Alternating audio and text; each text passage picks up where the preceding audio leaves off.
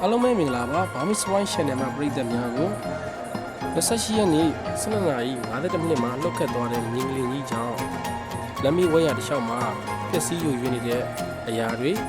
ဖြစ်ပေါ်နေတဲ့အရာလေးတွေကိုကျွန်တော်ဗီဒီယိုမှတ်တမ်းလေးတွေထားရှိပါတယ်အခုဒီဗီဒီယိုလေးကတော့ပရိသတ်ကျွန်တော်ရဲ့ channel မှာပရိသတ်တွေကိုကျွန်တော်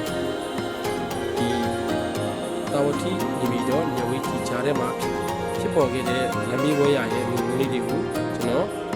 ပြန်လည်ပြီးတော့မှမျှဝေပေးတော့မှာဖြစ်ပါတယ်အခုမြင်နေရတဲ့ဒီကိုလေးရဆိုရင်ကျွန်တော်တို့ဒီရေရတွေမှာအကွဲလာပြီးတော့မှဒီလက်မြေရောင်ရှိတော့တဲမှုန်နေတဲ့ရေတွေကိုဒီတွေကနေပြီးတော့မှပန့်ထွက်လာတာကိုတွေ့ရတဲ့မျိုးဖြစ်ပါတယ်တချို့နေရာတွေဆိုရင်လေသားကြီးချိုင်းဝင်ပြီးတော့မှတော်ကြီးကိုအရှင်ကြီးစိုးနေရတဲ့နေရာတွေလည်းရှိပါတယ်ကျွန်တော်ကတော့ဒီကာလန်ဘေးဝဲရမှာရှိတဲ့အကြောင်းအရာလေးတွေကိုမှတ်တမ်းတင်ရင်းနဲ့သွား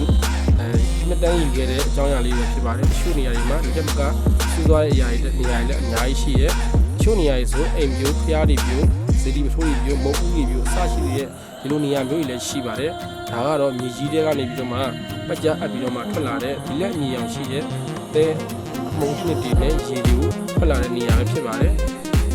အကယ်၍မြင်ကွင်းလေးတွေမရှင်းခင်လည်းသိခံပြီးတော့သာကြည့်ပေးကြပါလို့ကျွန်တော်မြင်တွေ့နေရတဲ့နေရာကြီးဆိုတော့အမှန်တမ်းမြေသားကြီးကိုအကွဲသွားတာကိုစိုးရွားဖြစ်နေတာကိုတွေ့ရပါလိမ့်မယ်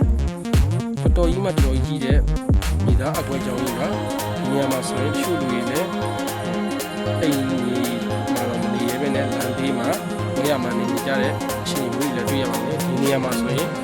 ဒီကာလန်ကရိယာလမ်းကြီးထပ်ပိုင်းပြတ်သွားတာကိုလည်းတွေ့ရပါလိမ့်မယ်ဒီကာလန်ကရိယာလမ်းကြီးကအမှန်တကယ်တော့ဝင်တင်ဆက်ရနေရည်နဲ့ဒီလိုတည်တည်ချာချာဒီ